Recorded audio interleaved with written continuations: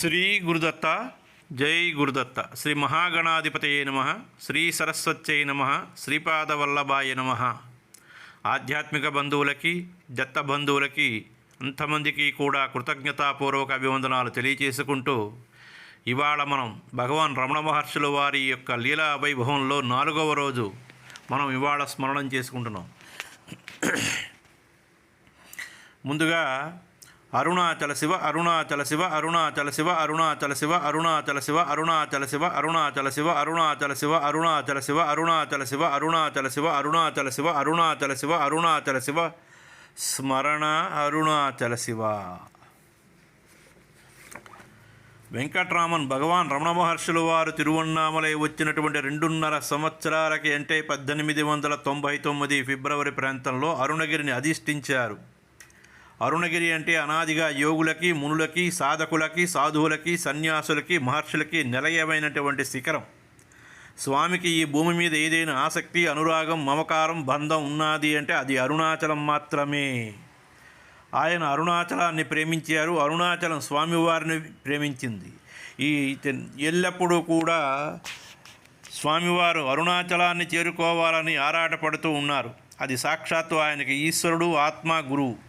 ఆయన దాన్ని ఆరాధించి స్తుతించారు, దాన్ని వర్ణిస్తూ రాశారు. అరుణాచలం మొదటి నుంచి నాలో ప్రకాశిస్తూ ధ్వనిస్తూనే ఉంది, ఆ నామస్మరణ నాలో నిరంతరం ఉండనే ఉంది అని అన్నారు. అయితే దర్శనాదభ్రనదసి జననాత్ కమలాలయే కాశ్యాంతు మరణాన్ముక్తి స్మరణ అరుణాచలే. ఈ స్థల పురాణంలో పైన ఒక శ్లోకం ఉంది. దాని తాత్పర్యం ఏమిటి అంటే, చిదంబరంలో నటరాజస్వామిని దర్శించడం, తిరువయ్యూరులో పుట్టడం, కాశీలో మరణించడం, అరుణాచలాన్ని స్మరణించడం వలన శుభంగా ముక్తి లభిస్తుంది అని. అరుణాచల పర్వత తూర్పు భాగంలో బ్రహ్మాండమైనటువంటి అరుణాచలేశ్వరాలయం ఉంది. దానికి 4 దిక్కులా 4 ఎత్తైన గోపురాలు ఉన్నాయి. 25 ఎకరాల విస్తీర్ణంలో ఆ దేవాలయం విస్తరించి ఉంది. కోట వంటి పెద్ద ప్రహరీ గోడ లోపల 5 ప్రాకారాలు ఉన్నాయి. అమ్మవారైనటువంటి అపీతాకుచాంబకి ప్రత్యేక ఆలయం ఉన్నది. ఆ ఆవరణలోని అరుణాచలేశ్వరాలయం సుమారుగా 9వ శతాబ్దం నుంచి ఉన్నట్లు చారిత్రక శాసనాల ద్వారా తెలుస్తున్నది. పల్లవరాజులు, చోళరాజులు, హోయసాల రాజులు, కృష్ణదేవరాయలు ఆ ఆలయ పురోభివృద్ధికి తోడ్పడ్డారు అని చరిత్రకు అందినంత వరకు అరుణాచలేశ్వరుని సేవించి తరించినటువంటి మహాత్ములలో గుహ నమశివాయ, గురు నమశివాయ అనే 2 ప్రథములు వాళ్ళు. నమశివాయ అనే ఆయన కన్నడ దేశస్థుడు. ఆయన వీరశైవ సాంప్రదాయానికి చెందినవాడు. వారు అరుణాచలంపై ఒక గుహలో తపస్సు చేశారు. అందుచేత ఆయన్ని గుహ నమశివాయార్ అని పిలిచేవారు. ఆయనకు నమశివాయ అనే శిష్యులు ఉన్నారు. ఆయన గురువాజ్ఞానుసారం చిదంబరం నటరాజస్వామి సన్నిధిలో కొన్నేళ్లు తపస్సు చేశారు. అనేక మహిమలు సంపాదించారు. గురువే ఆయన గురు నమశివాయ అన్నారు. ఆ గురు శిష్యులిద్దరూ అరుణాచలేశ్వరుని సేవించి కీర్తించారు, పాటలు కట్టి పాడారు. వారి జ్ఞాపక చిహ్నంగా తిరువన్నామలై ఒక వీర శైవ మఠం ఉన్నది. గురువైనటువంటి గుహ నమశివాయార్ని ఆయన తపస్సు చేసినటువంటి గుహలోనే ఆయన మరణానంతరం సమాధి చేశారు. ఆ తర్వాత వారిలో విరూపాక్షదేవర ఒకరు. ఆయన తపస్సు చేసినటువంటి గుహే విరూపాక్ష గుహ. ఆ కోవకు చెందిన వారే ఈశాన్య జ్ఞానదీక్షితారు. ఆయన మహాతపస్వి, ఎన్నో మహిమలు కలిగినటువంటి వారు. ఆయనకు ఎంతోమంది శిష్యులు ఉన్నారు. ఆయన 1828లో సమాధి అయ్యారు. ఆయన తపస్సు చేసినటువంటి మర్రి చెట్టు కింద ఒక ఆలయం కట్టి ఆయన పేరు మీద ఒక మఠాన్ని స్థాపించారు. అదే ఈశాన్య మఠం. ఈనాటికి గొప్పగా నిలిచినటువంటి మఠాల్లో అదొకటి. 15వ శతాబ్దంలో అవతరించినటువంటి మహాత్ములు అరుణగిరినాథర్. ఆయన తల్లి తాలూకా వివరాలు మనకు తెలియదు. ఆమె అతను చిన్నప్పుడే చనిపోయింది. అతన్ని తన అక్క పెంచింది. కానీ అతనికి అలవడైనటువంటి వ్యసనం లేదు. ముఖ్యంగా ఇతను స్త్రీలోలుడు. ఒక రోజున అతడు తన ప్రియురాలి కోసం అక్క మెడలో ఉన్నటువంటి ఆభరణాలను ఇవ్వమని అడిగితే ఆమె ఇవ్వకపోతే బతిమాలాడు. ఆమె ఎంత చెప్పినా అతడు వినక ఆమెను విసిగెత్తించాడు. ఆమె భరించలేక, నువ్వు అంత నిగ్రహించుకోలేనటువంటి కామాతురుడువైతే నువ్వు నాతోనే సుఖించురా అన్నది ఆ అక్క చెల్లెలు. ఆ మాట విన్న తర్వాత అతని హృదయ కవాటాలు వాడి బాణాల్లాగా గుచ్చుకుని అతని మనస్సు పూర్తిగా మారిపోయింది. అతనికి కామం మొత్తం పటాపంచలైంది. తన కాళ్ల కింద భూమి కదిలి కంపించి కృంగిపోతున్నట్లు అనిపించి ఒక్క పరుగున అరుణాచలేశ్వరాలయానికి వెళ్ళి గోపురం పైనుంచి దూకి ఆత్మహత్య చేసుకోవాలనుకున్నాడు. గోపురం ఎక్కి కిందకి దూకాడు. ఏం జరిగిందో ఏమో బహుచిత్రంగా అతడు పువ్వుల్లో వాలినట్లు నేల మీద హాయిగా ఉన్నాడు. అతనిని సుబ్రహ్మణ్యేశ్వర స్వామి వారు కాపాడాడు అని అంటారు. ఆ క్షణం నుంచి అతనిలోంచి ఆసువుగా కవిత్వం వచ్చింది. స్వామిని స్తుతిస్తూ ఎన్నో పాటలు రాశారు. ఆయనకు ఎన్నో సిద్ధులు లభించాయి, ఎన్నో మహిమలు చేశారు. నేటికి ఆగస్టు 15వ తేదీన అరుణాచలేశ్వరాలయంలో అరుణగిరినాథర్ ఉత్సవాలు జరుగుతాయి.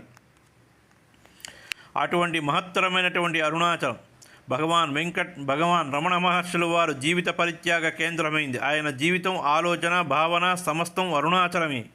అందుకే ఆయన అరుణాచలంలో స్థిరపడ్డారు. ఆయన ఆధ్యాత్మిక జీవితంలో పెట్టిన మొదటి అడుగు అరుణాచలేశ్వరాలయంలో.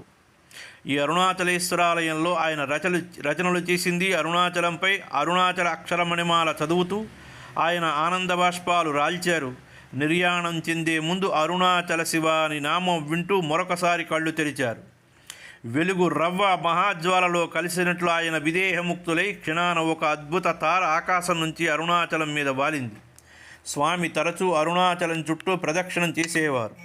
ఆసక్తి ఉన్నవారిని గిరి ప్రదక్షిణం చేయమనేవారు. మౌనంగా గిరి ప్రదక్షిణం చేయలేని పక్షంలో భక్తి జ్ఞానాదులతో శంఖారావాలతో ప్రదక్షిణం చేయమనేవారు. ముఖ్యంగా పర్వదినాలలో కార్తీక మాసంలో మహాశివరాత్రి నాడు తప్పనిసరిగా గిరి ప్రదక్షిణం చేయమనేవారు స్వామివారు. ఆయన ఒకసారి అరుణాచలం గురించి చెబుతూ ప్రతి ఒక్కరూ చివరికి అరుణాచలం చేరుకోవలసిందే అన్నారు. అంటే వారి దృష్టిలో అరుణాచలం ఏకత్వానికి, అద్వైతానికి సూచిక మాత్రమే. అరుణాచల పర్వతం మీద అనేక మంది వీరశైవ భక్తులైనటువంటి వారు తపస్సు చేసి సిద్ధి పొందుట చేత ఆయా గుహలకు వారి వారి పేర్లు పెట్టబడ్డాయి. స్వామి మొదట సద్గురు స్వామి గుహలో ఉన్నారు. అక్కడ నుంచి గుహ నమశివాయకు వెళ్ళారు. అక్కడ నుంచి విరూపాక్ష గుహకి మారారు. అది నమశివాలయానికి ఎగువన ఉన్నది. అక్కడ స్వామి 1900 నుంచి 1916 వరకు ఉన్నారు. విరూపాక్ష గుహను తిరువన్నామలైలో ఒక మఠాధిపతులు స్వాధీనం చేసుకున్నారు. ఆ మఠాధిపతుల్లో ముఠాలు ఏర్పడ్డాయి. వారు కోర్టుకు వెళ్ళారు. ఆ గొడవల్లో గుహను ఉపేక్ష చేశారు. స్వామి విరూపాక్ష గుహ ప్రవేశించిన కొన్నేళ్లకు కోర్టు తీర్పు ప్రకారము ఆ మఠాధిపతులు గృహ నిర్వహణకి ఒక ఏజెంట్ నియమించారు. ఆ గుమస్తా గుహపై వచ్చే అద్దె మీద, భక్తులు యాత్రికులు ఇచ్చే డబ్బు మీద జీవించవలసి ఉంది. అందుచేత ఆ ఏజెంట్ గుమస్తా స్వామిని కూడా గుహలో ఉంటున్నందుకు అద్దె ఇవ్వమన్నాడు. ఆ సంగతి స్వామికి సమ్మతం కాక విరూపాక్ష గుహ విడిచిపెట్టి మరో చోటుకు వెళ్ళారు. విరూపాక్ష గుహకి వేసవి కాలంలో గాలి రాదు, నీళ్లు దొరకవు, వేడి ఎక్కువ. దానికి ఎదురుగా మలైపాలై తీర్థం ఉంది. దాంట్లో నీరు తేటగా, తెల్లగా, మధురంగా ఉంటుంది. దాని గట్టున మామిడి చెట్టు గుహ ఉంది. స్వామి ఆ గుహలో ఉన్నారు. స్వామి లేకపోవడంతో విరూపాక్ష గుహ ప్రాంతానికి ఎవరూ వెళ్ళేవారు కాదు. దానితో ఆ గుమస్తాకి జీవనోపాధి దుర్భరమైంది. అతడు స్వామి దగ్గరికి వెళ్ళి, ఇక నుంచి నేను ఏ భక్తుల దగ్గర బలవంతంగా డబ్బు తీసుకోను, అసలు ఎవరిని డబ్బు అడగను, ఎవరైనా ఇస్తే తీసుకుంటాను మాత్రమే, మీరు గుహకి అద్దెకు ఇవ్వవలసిన అవసరం లేదు, నా యందు దయ ఉంచి మీరు తిరిగి ఈ విరూపాక్ష గుహకి రావలసినదిగా బ్రతిమాలాడు. క్షమించమని అడిగాడు. స్వామి తిరిగి విరూపాక్ష గుహకి వెళ్ళారు. అది క్రమంగా చిన్న ఆశ్రమ రూపం దాల్చింది. స్వామికి ఉనికి, చూపు మనుష్యుల్లో, పశుపక్షాదుల్లో పరివర్తనం కలగడం వల్ల భక్తులు, యాత్రికులు కాక ఊళ్ళోంచి పిల్లలు, పెద్దలు వచ్చి స్వామి దర్శనం చేసుకునేవారు. మధ్యాహ్నం పశువులు, వాటి కాపరులు స్వామి చుట్టూ చేరేవారు. అలాగే కట్టెలకు పచ్చగడ్డికి కొండపైకి వెళ్ళిన వారు స్వామి చెంతే విశ్రమించేవారు. ఆ రోజుల్లో స్వామి వంట చేసేవారు. ఒక రోజున ఎసరు ఎక్కువ పెట్టారు, గంజి ఎక్కువ వచ్చింది. ఆ గంజిలో ఉప్పు, సొంటిపొడి వేసి బీదలకు పోశారు. మరొక రోజున ఒక గొర్రెపిల్ల కాలు జారి కొండరాళ్లలో పడిపోతే ఆ గొర్రెల కాపరి ముసలమ్మ ఏం చెయ్యలేక పెద్దగా గోల పెడుతూ ఉంటే స్వామి పరుగున వెళ్ళి గొర్రెపిల్లని రాళ్లలోంచి తీసి భుజాన వేసుకుని వచ్చి ఆ ముసలమ్మకి అప్పచెప్పారు. ఆ రోజుల్లోనే కుంభకోణం నుంచి నల్లపిల్లి అనే ఆయన వచ్చి స్వామివారికి ఫోటో తీశారు. అరుణాచలం వచ్చాక స్వామివారికి తీసినటువంటి మొట్టమొదటి ఫోటో. ఊళ్ళోంచి పిల్లలు కొండ మీదకి వెళ్ళి స్వామి చుట్టూ చేరేవారు. వాళ్ళు అక్కడే ఆడుకునేవారు. వారితో కలిసి స్వామి గోళీలు ఆడేవారు. ఒక్కొక్కసారి మరీ చిన్నపిల్లలు కూడా వెళ్ళేవారు. రాళ్ళు, గుజ్జనగూళ్ళు వండి వాళ్ళు ఏంటి చేసేవారు? గుజ్జనగూళ్ళు వండి బొమ్మల పెళ్ళిళ్ళు చేసి స్వామికి పలహారాలు పెట్టేవారు. కొందరు స్వామి దగ్గరికి వెళుతూ మిఠాయిలు తీసుకుని వెళ్ళేవారు. దీపావళి వస్తే పిల్లలు స్వామి దగ్గర టపాకాయలు కాల్చేవారు. స్వామి అంటే పిల్లలకి ఎంతో ఇష్టం. ఒక రోజున స్వామి గుహ ముందు ఒంటరిగా కూర్చుంటే 8 ఏళ్ల కుర్రవాడు ఒకడు స్వామి దగ్గరికి వెళ్ళి చాలా సీరియస్గా, ఎందుకు ఇక్కడ నువ్వు ఒంటరిగా కూర్చున్నావు అని అడిగాడు. దానికి స్వామి, ఇంటి దగ్గర కష్టాలు వచ్చేసాను రా అన్నారట. అలాగా, అయితే నీకు తిండి ఎలాగా అని మళ్ళీ అడిగేట చాలా జాలిగాను. ఎవరైనా పెడితే తింటాను అన్నారు స్వామి. మా యజమాని చాలా మంచివాడు, నిన్ను నేను ఆయన దగ్గరికి తీసుకుని వెళతాను. మొదట్లో నువ్వు ఆయనకి ఊరికే పని చేసి పెట్టు, ఆయన నీకు తిండి పెడతాడు. నీ పని చూసి ఇష్టపడితే రోజుకు అర్ధణం అంటే 3 పైసలు ఇస్తాడు. క్రమంగా నీ జీతం పెంచుతాడు, మంచివాడు అన్నాడు. సరే అలాగే చేసి పెట్టు అన్నారు. స్వామి కూడా అంతే సీరియస్గాను అన్నారట.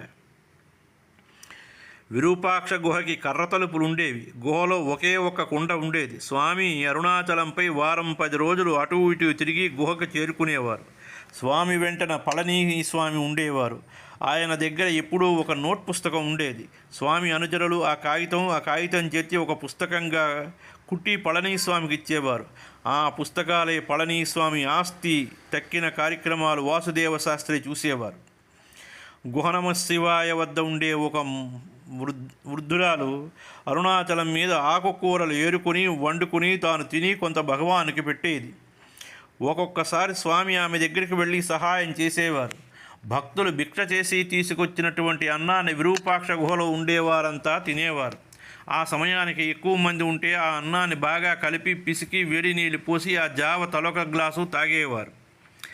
ఒక్కొక్కసారి ఉప్పు కూడా ఉండేది కాదు. కొనేందుకు ఎవరి దగ్గర కాసు కూడా ఉండేది కాదు. ఎవరైనా ఉప్పు ఉంటే అని అంటే, ఇప్పుడు ఉప్పు కోరితే తర్వాత పప్పు పాయసం వరకు పోతుంది కోరిక అని భగవాన్ అనేవారు. అందుకు కిక్కురు మనకుండా జావ తాగేవారు. కేవలం కోర్కెల్ని పెంచకుండా ఉండేందుకు కదా ఈ సాధన అన్నారు. 1900 ప్రాంతంలో తనను ఆధ్యాత్మిక మార్గాన నడిపే గురువుని వెతుక్కుంటూ గంభీరం శేషయ్య గారు స్వామి సన్నిధికి చేరారు. అతను మున్సిపల్ ఓవర్సీయర్గా పనిచేసేవారు. ఆయన ప్రతిరోజు ఊళ్ళోంచి స్వామి దర్శనానికి విరూపాక్ష గుహకు వచ్చేవారు. స్వామికి వంట ఇతర పనుల్లో సహాయం చేసేవారు.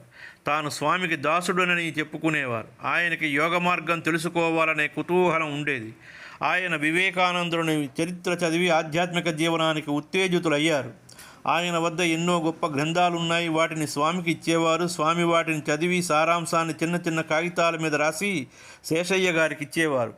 ఆయన ఆ కాగితాలన్నింటినీ కట్టలు కట్టి దాచేవారు. శేషయ్య గారి మరణానంతరం ఆ కాగితపు కట్టలన్నీ శ్రీ రమణాశ్రమానికి అందజేయబడ్డాయి. వాటిలో కొన్ని స్వామి చెప్పగా శేషయ్య గారు రాసుకున్న సంగతులు ఉన్నాయి. వాటన్నింటినీ నటనానంద స్వామి ఏరి కూర్చి విచార సంగ్రహ ప్రశ్నోత్తరం అనే పుస్తకంగా తయారు చేశారు. దానినే సెల్ఫ్ ఎంక్వైరీగా ఇంగ్లీష్లోకి అనువాదం చేశారు. 1931లో ప్రణవానందులు దాన్ని తెలుగులోకి తర్జుమా చేసి విచార సంగ్రహంగా ముద్రించారు. స్వామి విరూపాక్ష గుహలో ఉంటే శేషాద్రి స్వామి వారికి కొంచెం దూరంలో కొండ దిగువ భాగంలో ఉండేవారు. ఆయన తరచూ స్వామి దర్శనానికి వెళ్ళేవారు. శేషాద్రి స్వామికి అన్నం తినేటప్పుడు సహజంగా చిన్నపిల్లల కన్నా అన్యాయంగా విస్తరి చుట్టూ అన్నం మెతుకులు ఉండేవి. ఎవరు పిలిచినా భోజనానికి వెళ్ళని శేషాద్రి స్వామి అప్పుడప్పుడు విరూపాక్ష గుహకు వెళుతూ ఉండేవారు. ఆ రోజుల్లో స్వామి వారి శిష్యులు భిక్షాన్నం తినేవారు. భిక్షాన్నం పారేయకూడదని వారి నియమం. ఆ సంగతి తెలిసి ఒక రోజున శేషాద్రి స్వామి భోజనానంతరం స్వామితో, ఈరోజు నా విస్తరి చూడండి ఎంత శుభ్రంగా ఉందో, ఒక్క మెతుకైనా వృధా కాలేదన్నారు ఎంతో అమాయకంగా. స్వామి చిరునవ్వు నవ్వారు. శేషాద్రి స్వామికి ఇతరులకు ఆలోచనలకు తెలుసుకోగల శక్తి ఉంది. ఆయన ఒకసారి స్వామి ఆలోచనలు గమనించాలి అన్నట్లు స్వామి కళ్ళల్లోకి సూటిగా చూస్తూ కూర్చున్నారు. స్వామికి ఏ ఆలోచనలు ఉంటాయి? ఆయన ఏనాడో విశ్వాత్మలో ఐక్యం అయ్యారు. శేషాద్రి స్వామిని ఉద్దేశించి, ఇది ఏం ఆలోచిస్తోందో ఏమీ తెలియకుండా ఉంది అన్నారు. దానికి స్వామి సమాధానం చెప్పలేదు. శేషాద్రి స్వామి మళ్ళా అన్నారు, అరుణాచలాన్ని ఆరాధిస్తే అది తప్పక అనుగ్రహిస్తుంది, ముక్తి లభిస్తుంది అని.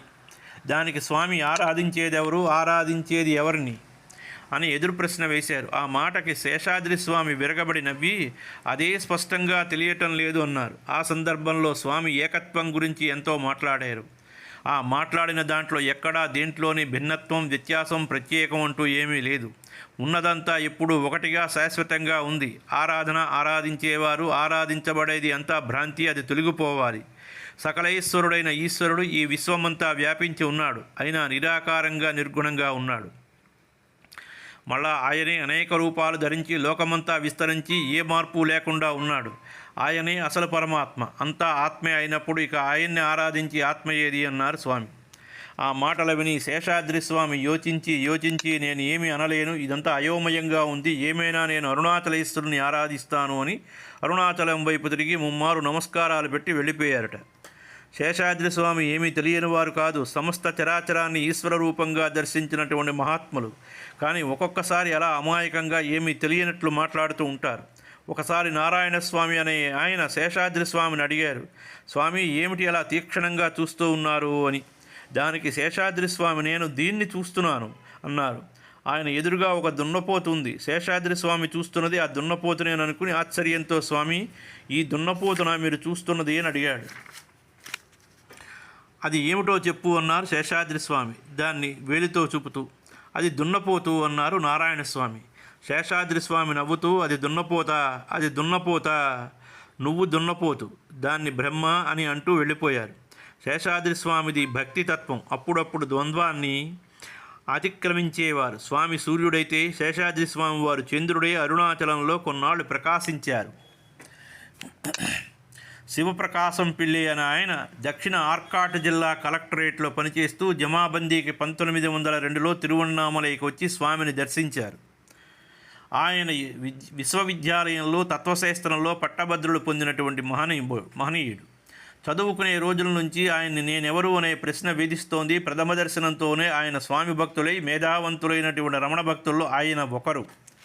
స్వామి మౌనంగా ఉన్న రోజులవి. కానీ స్వామి శివప్రకాశం పిల్లి ప్రశ్నలకి సమాధానాలు ఇచ్చారు. ఒక ప్రశ్నకి మాత్రం పలక మీద రాసి చూపారు. ఆ ప్రశ్నోత్తరాలు 1923లో నేనెవడని అనే తెలుగులోని హూ యామై అనే ఇంగ్లీష్లోని పుస్తకంలోకి వెలువడింది. శివప్రకాశం పిల్లి, స్వామి నేను ఎవరిని, నేను ముక్తి పొందేది ఎలాగా అని. స్వామివారు, నేనెవడను అని నిరంతరం లోకదృష్టితో విచారణ చేస్తే నిన్ను నువ్వు తెలుసుకుంటావు, తద్వారా ముక్తి లభిస్తుంది. శివప్రకాశం పిల్లి, అసలు నేనెవరిని స్వామి అని అడిగారు. నిజమైనటువంటి నేనే ఆత్మ, అది దేహం కాదు, పంచేంద్రియాలు. అంటే పంచభూతాలు, పంచజ్ఞానేంద్రియాలు, పంచకర్మేంద్రియాలు, ప్రాణాదివాయ పంచాకం, మనసు, గాఢ నిద్రావస్థ, ఏ ఒకటి నేను కాదు. మళ్ళీ పిల్లయ్య గారు, ఇవన్నీ నేను కాకపోతే ఇంకా నేను అనేదానికి ఏమిటి అని. అవును, అవన్నీ నేను కాదు, ఏది నేను కాదు అని అన్నింటినీ నిరాకరించాలి అంటే ఇది నేను కాదు, అది నేను కాదు, ఇది నేను కాదు అంటూ వెళ్ళగా చివరికి అసలు నేను మిగులుతుంది. అదే ఎరుక, దాన్ని సచ్చిదానందం అంటారు. ఆ స్థితిలో ఏ కొంచెం కూడా నేను అనే ప్రత్యేక తలుపు ఉండకూడదు. ఆత్మ అంటారు దాన్ని.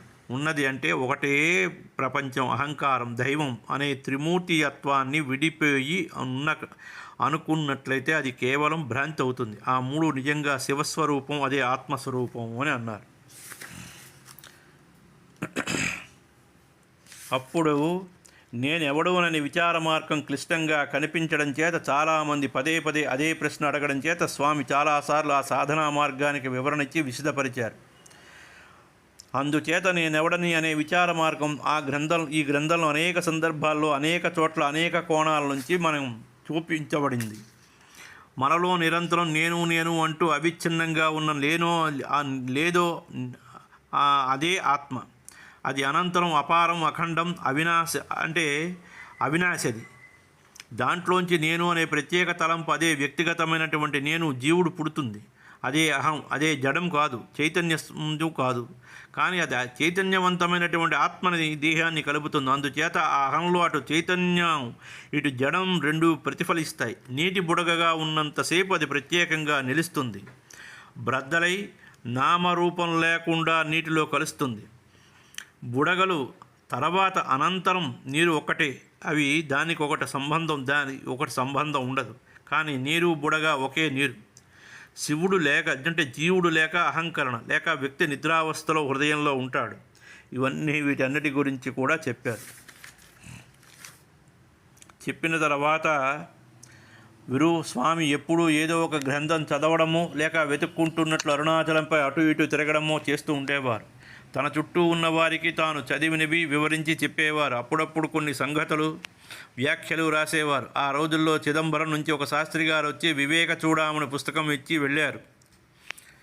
అయ్యా తరువాయి భాగం తర్వాత చెప్పుకుందాం మనం.